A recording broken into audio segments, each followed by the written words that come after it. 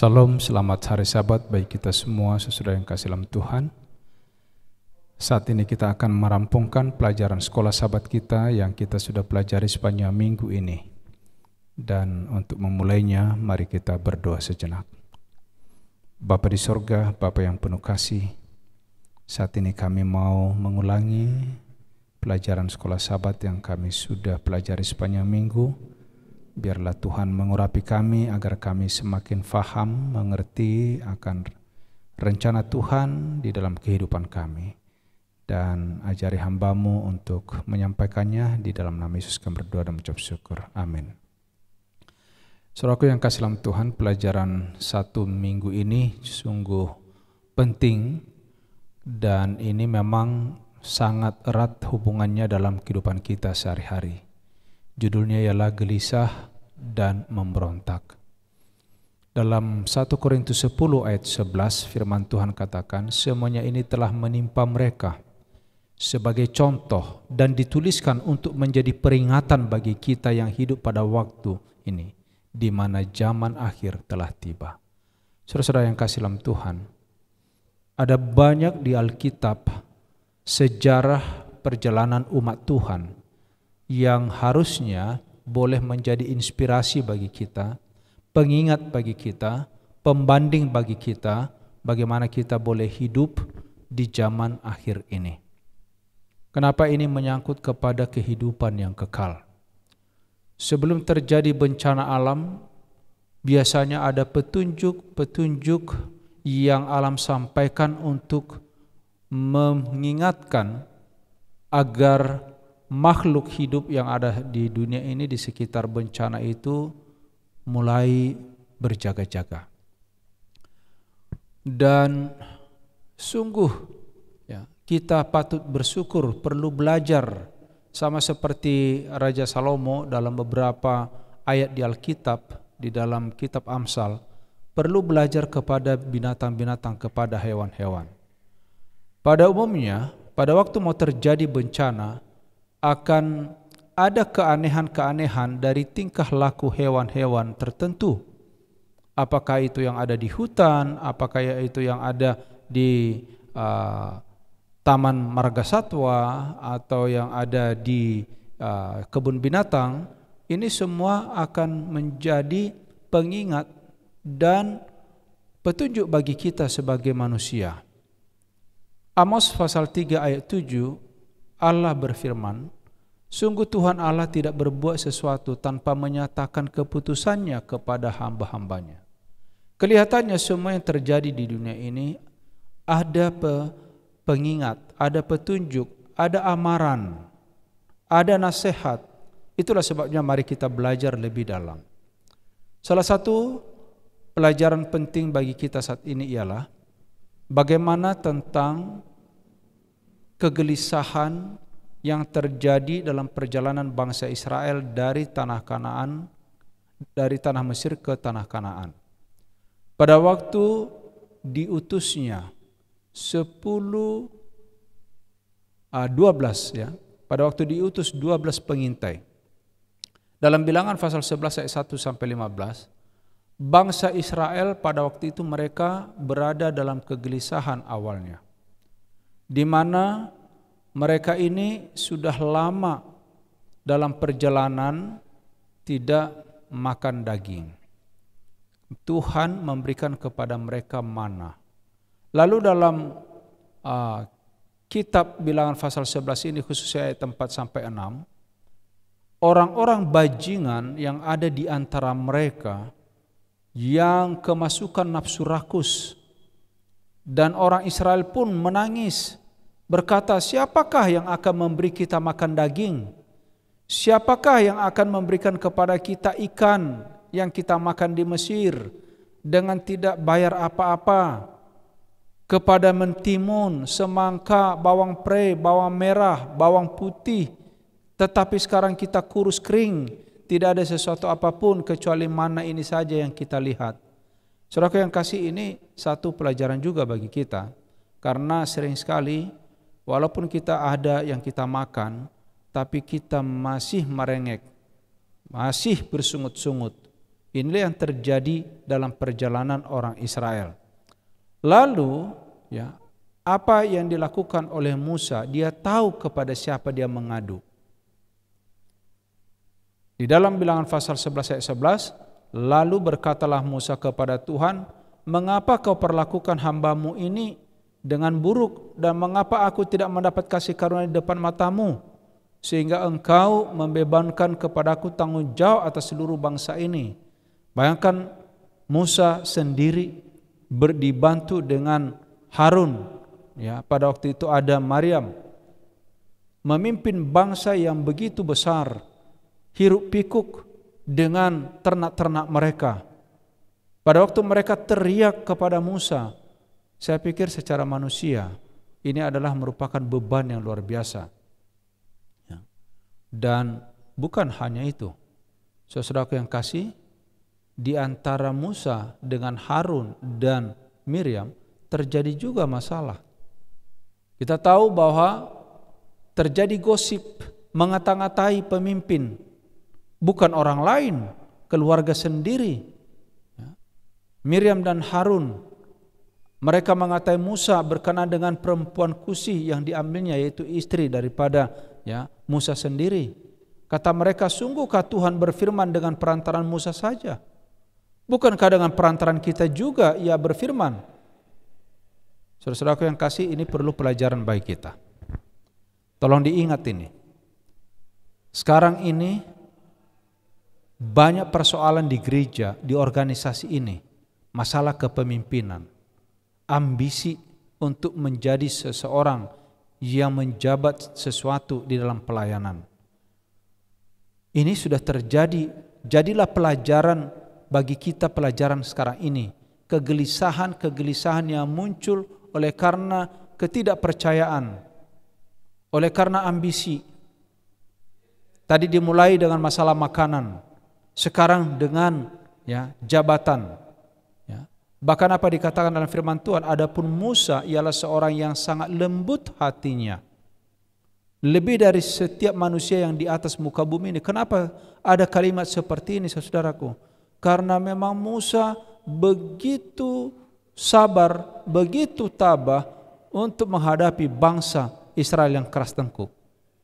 Saudaraku yang kasih dalam Tuhan, apa akibat daripada pemberontakan ini? Kegelisahan, akibat menggosip, mengata-ngatai, saudara-saudara. Mari kita lihat Bilangan pasal 12 ayat 9 dan 10.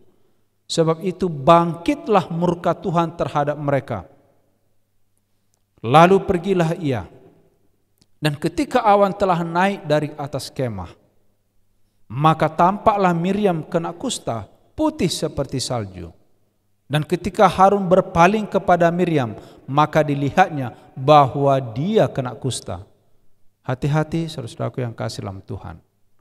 Saya dalam pengalaman dalam, ya, pekerjaan ini, dalam pelayanan ini, saya tidak pernah, ya, mau ikut-ikutan di dalam, ya, rombongan grup untuk, ya, mengadakan satu mobilitas, mendapatkan sebuah kedudukan, jabatan apapun, saudara.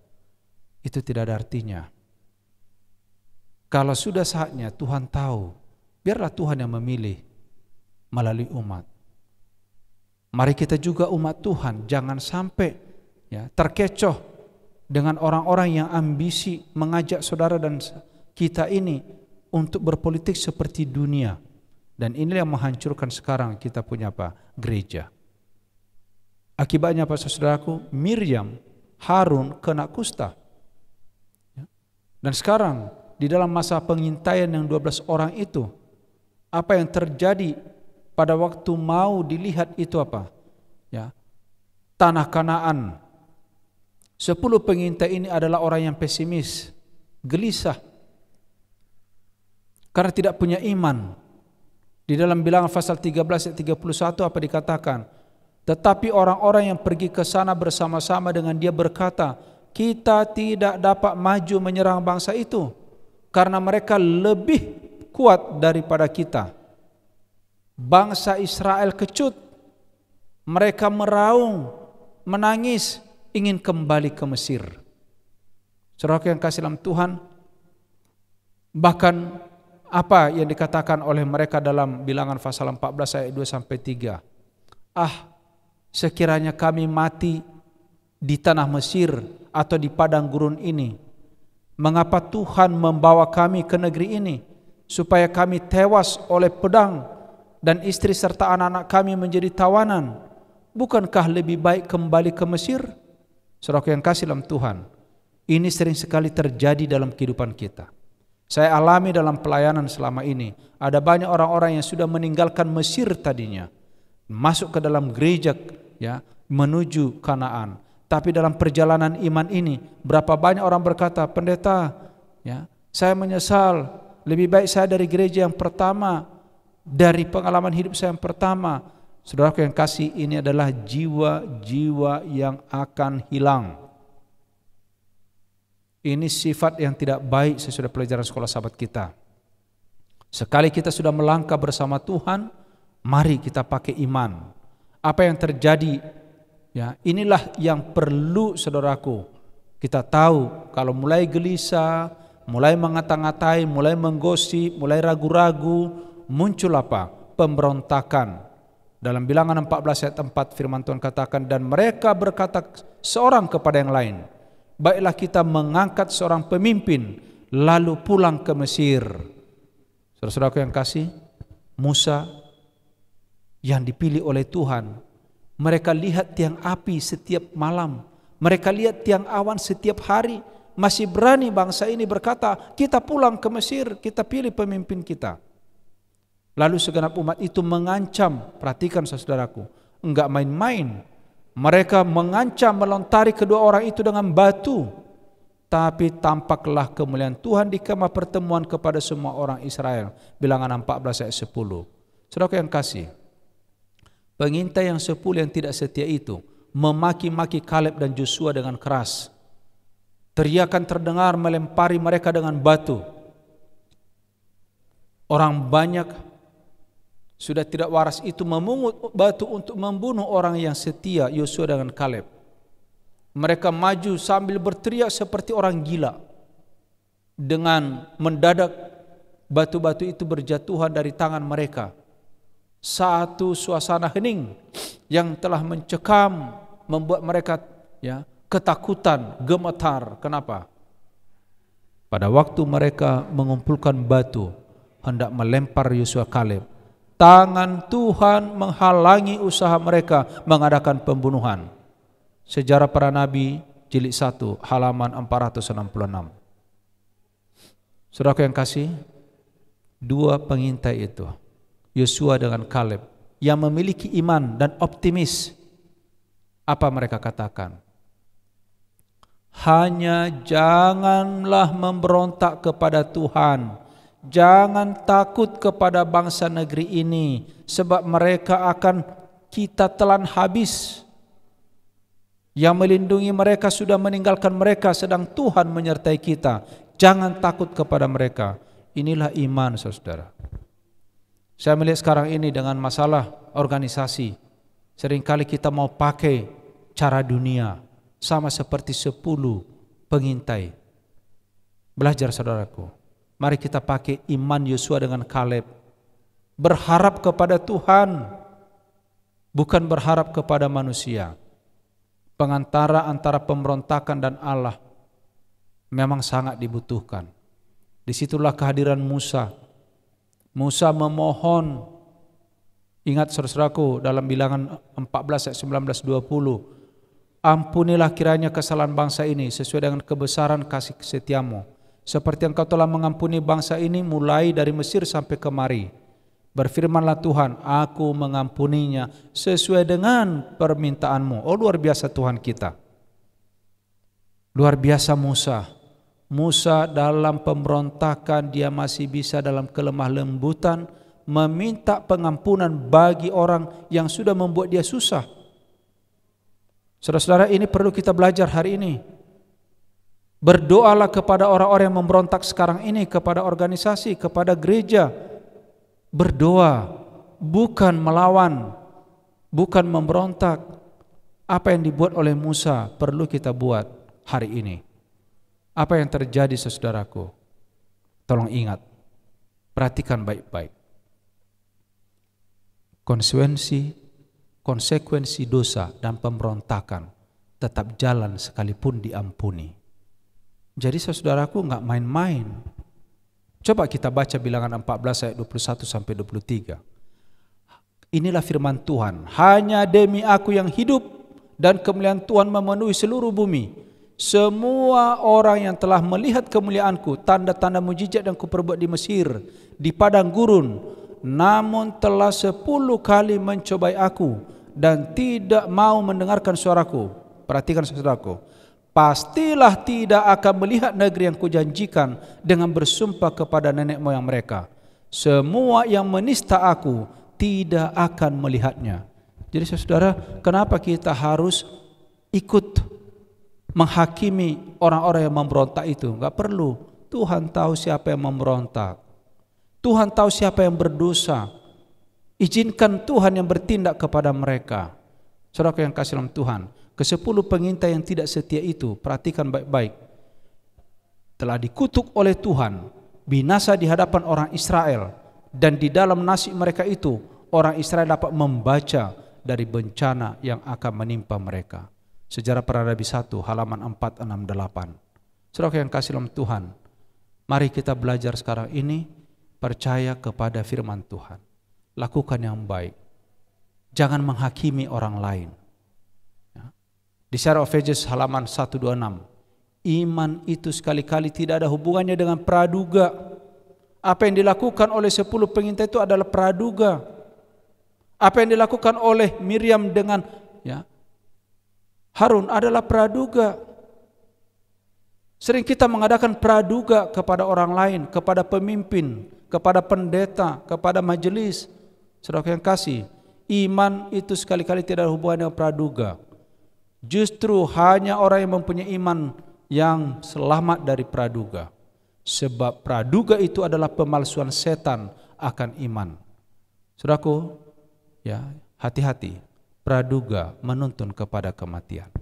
Kesimpulan dalam pelajaran sekolah sahabat sepanjang 1 minggu ini. Saudara-saudara ingat, rasa takut, gelisah, kurang percaya, itu semua gosip hanya menuntun kepada pemberontakan. Lalu apa yang kita buat sekarang? Percaya kepada Tuhan. Tunggu jawaban Tuhan. Optimis adalah hidup orang Kristen yang benar. Sekali lagi ayat hafalan kita.